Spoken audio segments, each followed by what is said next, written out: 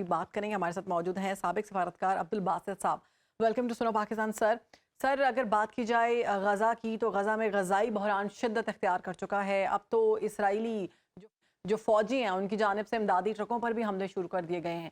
کیا سمجھتے ہیں آپ مشرق وسطیٰ میں ایک بڑا انسانی المیہ جنم لے چکا ہے؟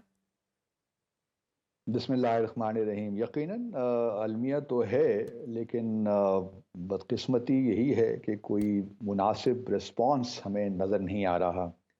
کل جیسے کہ آپ جانتی ہیں کہ G7 کی ایک ملاقات بھی ہوئی ہے فارن منسٹرز کی ٹوکیو میں. اس کے بعد جو اعلامیہ وہاں سے ایشو ہوا ہے اور رپورٹس یہی ہیں کہ امریکہ نے سیز فائر کی مخالفت کی ہے. یہاں تک تو مان گئے ہیں کہ ہیومینیٹیرین پازز ہوں، وقفے سے کچھ ٹائم دیا جائے. لیکن سوال یہی پیدا ہوتا ہے کہ اگر ریلیف ہیومینیٹیرین اسسٹنس پہنچ بھی جائے غزہ پٹی میں، اور جب تک اسرائیل کی جو جارحیت ہے وہ ختم نہیں ہوتی ہے، ایئر اسٹرائکس نہیں ختم ہوتی ہیں، اس وقت جو غزہ سٹی کے اندر جو کچھ ہو رہا ہے وہ ختم نہیں ہوتا، تو یہ ہیومینیٹیرین اسسٹنس بھی کسی کام کی نہیں ہے. بلکہ یہاں تک بھی ہے کہ ڈیوڈ ملیبنٹ جو پریزیڈنٹ ہیں انٹرنیشنل ریسکیو کمیٹی کے، انہوں نے کل اپنے انٹرویو میں کہا ہے کہ ان کے خیال میں کم از کم ایک ہفتے کا پاس تو بہت ضروری ہے تاکہ چیزوں کو اکٹھا کیا جائے. لیکن چونکہ اسرائیل اور باقی جو مغربی دنیا ہے وہ دیکھ رہے ہیں کہ یہی موقع ہے حماس کو ختم کرنے کا، فلسطینیوں کو مزید دبانے کا اور غزہ کو دوبارہ آکوپائی کرنے کا، تو میرا نہیں خیال کہ اس وقت اسرائیل کسی بھی موڈ میں ہے. اس پہ کوئی پریشر بھی ہے فار دیٹ میٹر کہ وہ اپنی جو یہ جارحیت ہے اس کو ختم کرے، جو ریاستی دہشت گردی ہے فلسطینیوں کے خلاف اس کو ختم کرے. پھر دوسرا معاملہ یہ ہے، اگر آپ حقیقت کی اینک سے دیکھیے تو بہت ہی دکھ ہوتا ہے کہ مسلمان دنیا بھی اس وقت منقسم ہے. جی وہ کسی ایک نقطے پہ نہیں ہے. اگر مسلمان دنیا بھی اکٹھی ہو جاتی تو بہت فرق پڑنا تھا. جس طرح میں نے پہلے بھی آپ کے پچھلے پروگرام میں کہا تھا کہ 2-3 ایسے مواقع آئے تھے کہ اگر مسلمان دنیا اپنے پتے ہوشیاری کے ساتھ کھیلتے، ڈپلومیٹیکلی کھیلتے عبدالباسط صاحب، تو جس طرح بہت. ابھی آپ نے نشاندہی کی ہے سر کہ جو مسلم امہ ہے وہ جس طرح سے منقسم ہے اس معاملے پر، آج چونکہ اقبال ڈے بھی ہے اور اسی مناسبت سے ایک شعر بھی علامہ اقبال نے فرمایا کہ مٹایا کیسر و کسریٰ کے استبداد کو جس نے، وہ کیا تھا عدل حیدر، فکر بوذر، صدق سلمانی. واہ. تو آج جو مسلم امہ ہے بالخصوص اقبال ڈے کی مناسبت سے بھی اقبال کے پیغام پر کتنا غور کرنے کی ضرورت ہے، اور پھر کیوں یہ مسلم امہ اس وقت منقسم ہے؟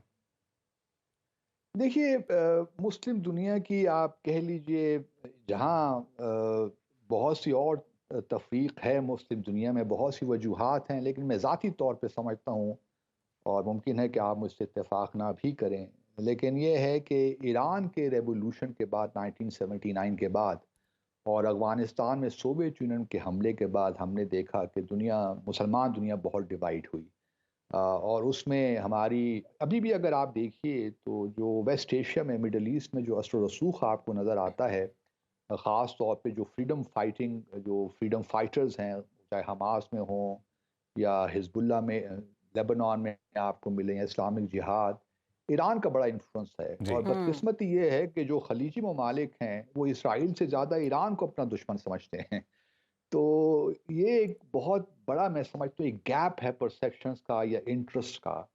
اور جب تک یہ ایران اور خلیجی دنیا مابین ان کے تعلقات میں ایک لحاظ سے کوئی باہمی اعتماد پیدا نہیں ہوگا، میں نہیں سمجھتا کہ مسلم دنیا کسی ایک نقطے پہ، تقریریں تو ہو سکتی ہیں، ریزولوشنز ہی پاس ہو سکتی ہیں، OIC ہر سال کونسل آف کا اجلاس ہوتا ہے، وہاں بڑی اسٹرانگ قراردادیں پاس ہوتی ہیں، لیکن ایکشن کا وقت آتا ہے تو وہاں پہ ہمیں لگتا ہے کہ کوئی معاملات صحیح نہیں جا رہے. عبدالباسط صاحب، تو میرا مسلم دنیا جی کا جو موقف ہے وہ تو یقیناً آپ نے واضح کیا ہے.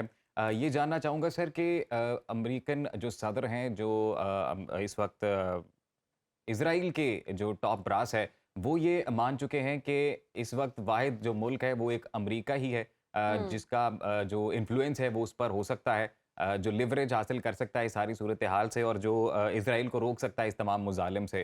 امریکہ کی جانب جب ہم دیکھتے ہیں تو اس کا رویہ بھی دوہرا نظر آ رہا ہے، دوہرا معیار ہے. ایک جانب تو سیز فائر کی کوششیں کرتے دکھائی دے رہے ہیں، لیکن دوسری جانب بحری بیڑے بھی بھیج رہے ہیں، سب میرینز بھی بھیج رہے ہیں. تو یہ دوہرا معیار کس طرح سے دیکھتے ہیں آپ اس ساری صورتحال کو؟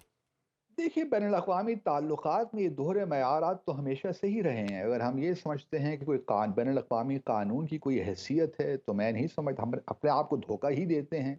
آپ فلسطین سے لے کر کشمیر تک دیکھ لیجئے، کتنی قراردادیں آئیں، کتنے انٹرنیشنل لاز، بین الاقوامی قوانین بنے ہوئے ہیں، لیکن ان کی کوئی اہمیت نہیں ہے۔ اصل چیز قومی مفادات ہیں، اور قومی مفادات جب آ جاتے ہیں، اور اس وقت قومی مفاد امریکہ ہو، ویسٹرن دنیا ہو، یا even to a certain extent, اگر میں کہوں گا کہ کچھ مسلم ممالک بھی ہوں، ان کا انٹرسٹ یہی ہے کہ فلسطین سے کسی طریقے سے حماس کا انفلوئنس ختم کیا جائے۔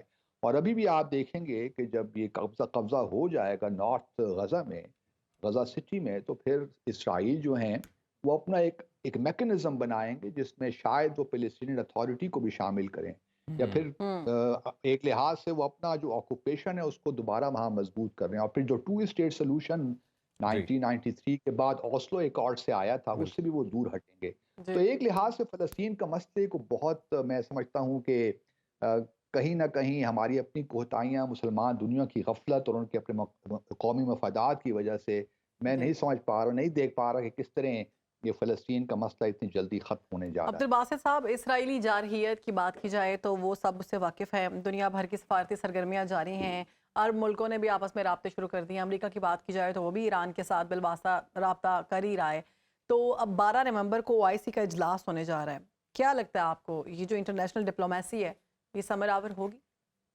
کچھ میرا نہیں خیال جی۔ او آئی سی دیکھیے، طرح میں نے پہلے عرض کیا، او آئی سی ریزولوشنز پاس کر لے گی، وہ یہی کہے گی سیز فائر کریں، اپنی فوجیں ہٹائیں، ہیومینیٹیرین اسسٹنس پہنچنے دیں، لیکن اتنی تباہی پھیل گئی ہے۔ دیکھیں نا، 11,000 لوگ اس وقت شہید ہو چکے ہیں۔ اسرائیل ایک باقاعدہ اس کی جو میڈنس ہے، اس میں ایک میتھڈ ہے، اور وہ بچوں کو اور عورتوں کو ڈیلیبریٹلی ٹارگٹ کر رہا ہے تاکہ ہوں جو نسل کشی ہے وہ کمپلیٹ ہو، اور آگے 20-30 سال تک کسی تنظیم کو یا فلسطینیوں کو موقع ہی نہ ملے کہ وہ اٹھ کھڑے ہوں جی ہاں اسرائیل کی آکوپیشن کے خلاف۔ تو ایک لانگ ٹرم پلاننگ کے تحت ہو رہا ہے۔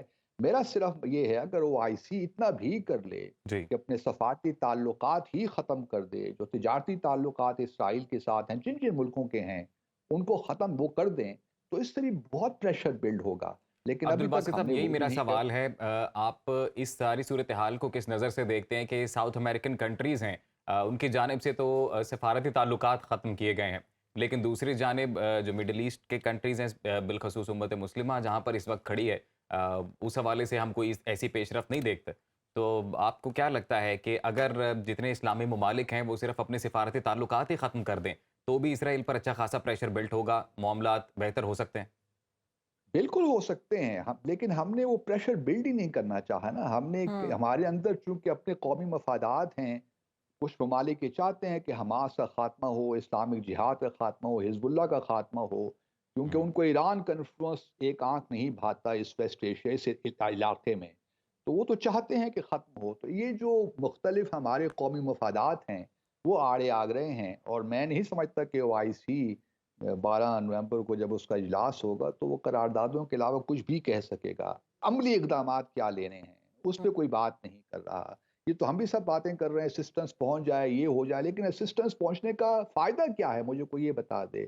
وہ ٹھیک ہے 40-50 ٹرک کبھی بھی آ رہے ہیں، لیکن ایک طرح سے بمباری ہو رہی ہے، انفراسٹرکچر تباہ ہو رہا ہے، ہاسپٹلز پہ بمباری ہو رہی ہے، لوگ شہید ہو رہے ہیں۔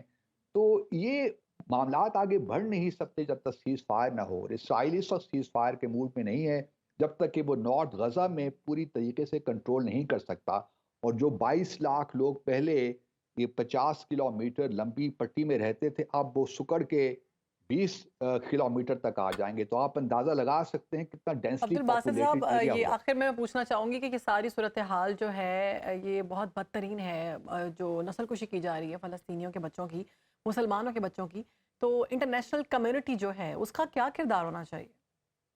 کردار تو بڑا واضح ہے کہ دیکھیے، تم جنیوا کنونشنز ہو یا انٹرنیشنل لا ہو یا انٹرنیشنل ہیومینیٹیرین لا ہو، اسرائیل اس کی سخت ترین خلاف ورزی کر رہا ہے، اور ہمیں یہ بھی جاننا چاہیے کہ کوئی انٹر اسٹیٹ وار نہیں ہو رہی ہے۔ ایک طرف اسرائیل جس نے آکوپائی کر رکھا ہے فلسطینی زمینوں کو یا فلسطینی لوگوں کو، فلسطینی لوگ اپنی آزادی کی جنگ لڑ رہے ہیں، تو اس میں بہرحال ایک انٹرنیشنل ہیومینیٹیرین لا انووک ہوتا ہے اور اس کو نظر سامنے رکھنا چاہیے، لیکن پھر بھی میں وہی بات کروں گا کہ انٹرنیشنل قوانین تو ایوالو ہوتے ہیں، صدیاں لگتی ہیں، دہائیاں لگ جاتی ہیں، لیکن جب ایکچوئل وقت آتا ہے، جب ریئل پالیٹک آتی ہے، نیشنل انٹرسٹ آتے ہیں، لانگ ٹرم آئیڈیولوجیکل انٹرسٹ آتے ہیں، اس سارے کیس میں تو صرف جی نیشنل بالکل انٹرسٹ عبدالباسط نہیں ہے۔ صاحب، درست نشاندہی کیا آپ نے کہ انٹرنیشنل انٹرسٹ ہوتے ہیں، کوئی بھی پرماننٹ دشمن یا دوست نہیں ہوتے ہیں جب ہم انٹرنیشنل ریلیشنز کی بات کرتے ہیں، بلکہ صرف اپنے نیشنل انٹرسٹ کو دیکھا جاتا ہے۔ بہت شکریہ آپ نے سنو پاکستان کو وقت دیا۔ آپ کہیں بھی ہوں، وقت کوئی بھی ہو، باخبر رہیے دنیا کے حالات و واقعات سے۔ ابھی سبسکرائب کیجئے سنو نیوز کے یوٹیوب چینل کو اور کلک کریں بیل آئیکن کو تاکہ آپ ہمیشہ باخبر رہ سکیں۔